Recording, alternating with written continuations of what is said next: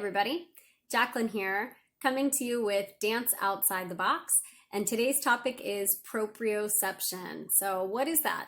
Well, proprioception we often think about as dancers as our sixth sense. So it is actually understanding how our body exists in the space and how it feels moving.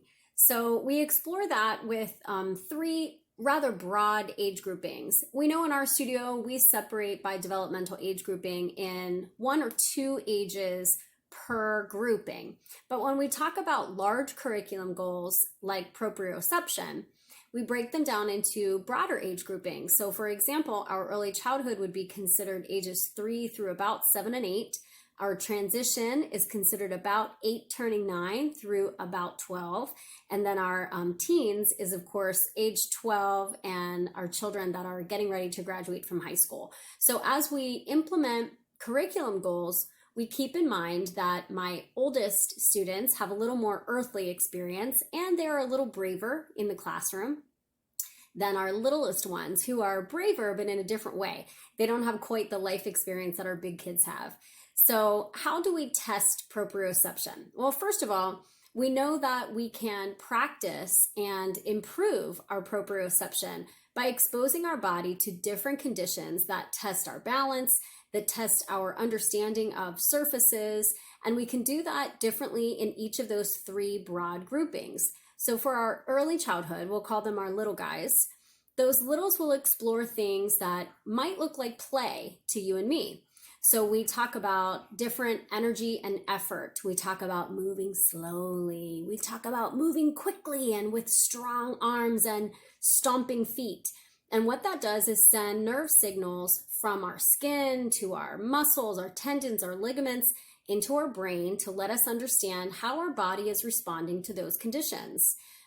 We also talk about different developmental benchmarks where we experience bilateral and unilateral movement. And of course, that looks different in the different age groupings. But when we're little, we start to understand that standing on 1 foot, standing with 2 feet with our heels close together, but our toes open wide, first position, all of those create sensations in our body.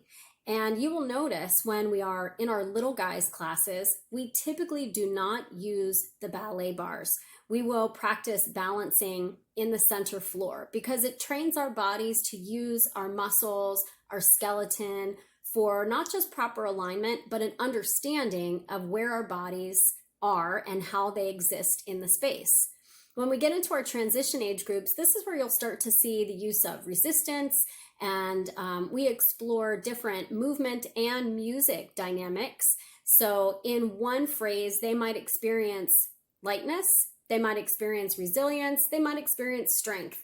And we can experience and discover different movements in each of those. For example, strength might be a grand plie or an arabesque en releve. Lightness might be a soutenu turn. Resilience might be a modern big sweep and release. There's lots of different movement vocabulary that allow us to play and practice so that our body's responses become second nature. And in our big kids classes, we can play around with proprioception, balancing. You'll see even greater use of resistance, but you'll also see an increased use of multiple surfaces on the floor in balanced positions. So we might explore the use of balancing on one leg with the opposing leg in a working, balanced, active position. That would look much different in a little kids class. So for example, in our early childhood, we might explore parallel passe. So standing on our left leg, we place our right knee bent with our big toe of the right foot connecting to the left knee. So using particular cues that our teachers are really very skilled at, we will tell them to push down into the earth and experience your spine getting longer and taller and taller and taller. We close our rib cage in tight and we connect our big toe to our knee. Place your arms in first position and pull that neck long like a beautiful swan.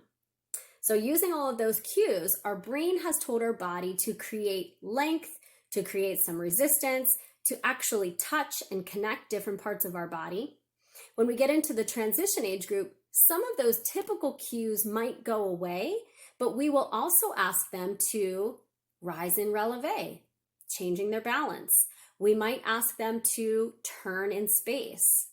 And that's another fun thing that we can explore in our transition age groups pretty regularly. For example, we might have the kids stand center floor and practice spotting, which we know as dancers is how we whip our head and eyes around in a turn, whether it is a traveling turn like a chaîné or a piqué turn, or a center floor pirouette turn. And of course, there's multiple shapes and balance that we can explore through pirouette turn. So we will often have them stand in one spot where they have a clear view of themselves, their eyes, in the mirror. And I will sometimes say we're going to use that mirror to find your eyes, find your reflection, and spot your turn once around. Then, after we have gotten comfortable with that, we might move to a different spot where we are now facing the wall, and we'll find an identifying place where we can spot and return to that same spot on the wall. And it's interesting that your body will react very differently based on simply what it sees. So we will strengthen the skill, we strengthen our balance, we strengthen the awareness and how we have to engage certain muscle groups and align parts of our spine and skeleton to achieve multiple revolutions in a pirouette turn. So there's really great exercises. It's cool that we get to train our brains as well as our bodies, and we do it all with a smile on our face, having a great time. You'll see some examples in the video next.